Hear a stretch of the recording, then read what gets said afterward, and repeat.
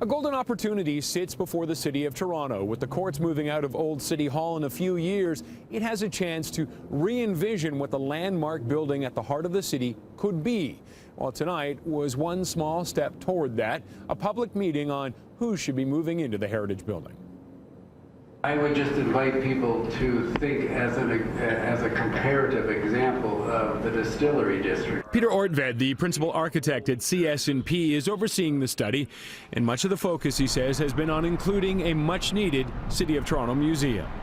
The city certainly needs a museum. It has a huge collection of material that sits in a warehouse in the West End. We're dealing with close to 200 years of history. And a lot has happened here in a couple of hundred years. Now, earlier tonight, before the meeting, we spoke with noted Toronto historian George Day. He says there is an incredible connection between the landmark and the city, and also lots of character to the building.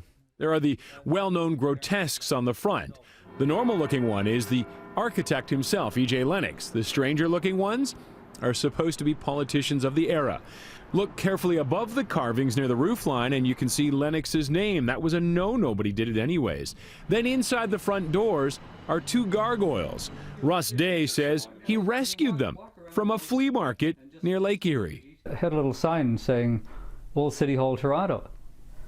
And I said to the guy, I said, are these really from the Old City Hall in Toronto? He said, oh yeah, yeah. Russ Day says he didn't even ask the price, he just grabbed them.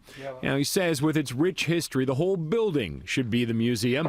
But Ortved says it simply is too big a space for that. So along with a museum and public space, including likely an enclosed courtyard, mixed retail is also being considered. Those there tonight hope the city will think beyond the bottom line. My personal idea, and I know it's not really a moneymaker, is that it'd be really great to have a place for someone to gather their thoughts, kind of like in a conservatory. In a special department for the indigenous people. They occupied for 10,000s of years the land, and they are almost forgotten. Now, if all goes according to plan, the provincial courts will be out of Old City Hall by 2021. Then there is a massive renovation required. No firm date or price tag on this project yet.